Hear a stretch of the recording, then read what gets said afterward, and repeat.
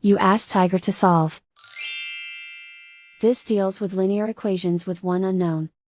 The final result is x equals 128/3. Let's solve it step by step.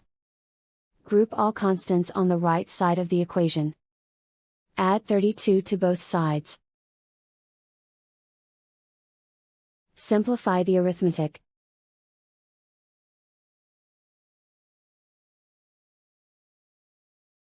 Isolate the x.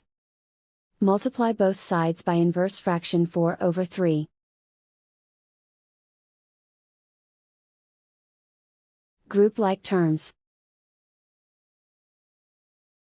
Multiply the coefficients. Simplify the fraction. Multiply the fractions. Simplify the arithmetic. And so the final result is x equals 128/3.